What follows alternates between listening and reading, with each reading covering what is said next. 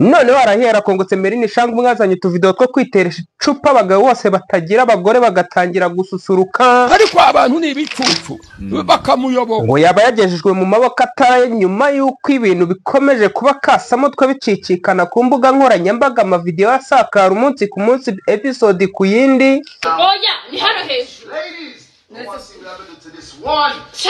njya mbibona njye nkurikira ibintu no kuri social media no kucyo intambara zirirwa zirihuza abana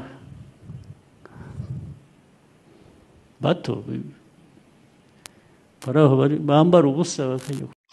Uyu Emeline Ishanga nyuma yo gufata Nyarugenge yose akayubikira akayigiriye bagashakashaka andi makuru impande zose zo kugira ngo babe bazimye ibintu bya Emeline Ishanga bikanga. Kibaye kigoryi noneho wala. We n'abakobwa bibe batatu bakoranaga amabara ngo bamaze kugezwa mu maboko atarayabo kugira ngo babashe kuryozwa ibyo bintu bakoze bagashyira ku mbuga nkoranyambaga bagasakaza abana bato bakareba. Atitaye kuba muci intege aragenda akiga.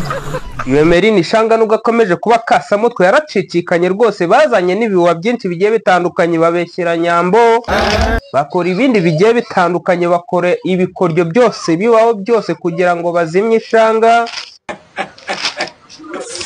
abahungu n'abakobwa bo muri imyaka mwana we ariko bakomeje gucurangira abahetsi kubera ko Emeline Ishanga yakomeje gususurutsa icyo bita urubyiruko cyangwa imigirigiri abagabo batibana abagabo bibana ndetse n'abandi bafite uko bahuye n'ihungabana ryo mu mutwe bakaba batabasha gukora iriya ngingo.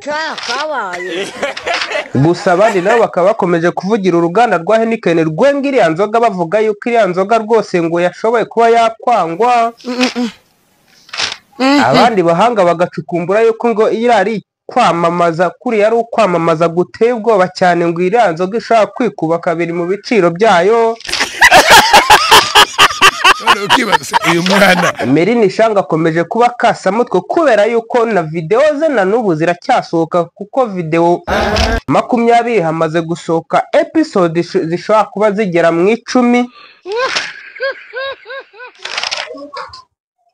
Uyu Emeline Ishanga uyu mukobwa wamenyekanishijwe na The Ben, uyu mukobwa wagiye avuga ibintu byinshi bigiye bitandukanye kubera guhitinga kwiwe bwite azanya gastire bita Ishanga.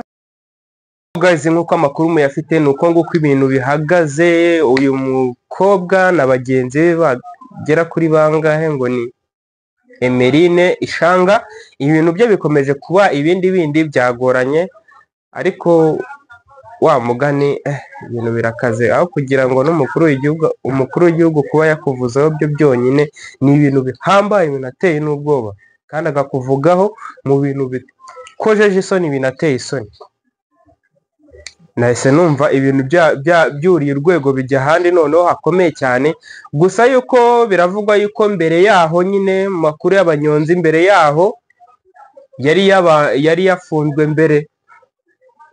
Ubwo rero umukuru w'igihugu yamuvuzeho ibintu byose biri gucaracara aba yabibonye. Yavuze yuko muri social media ibyo dutwika byose aba yabibonye. So uyu mukobwa ngo Emeline rero ibyo bikomeje kugorana urabona yuko icyerekezo ni hatari. Gusa wowe kora subscribe ukore share dukomeze dukore akazi kacu nkuko bigombwa.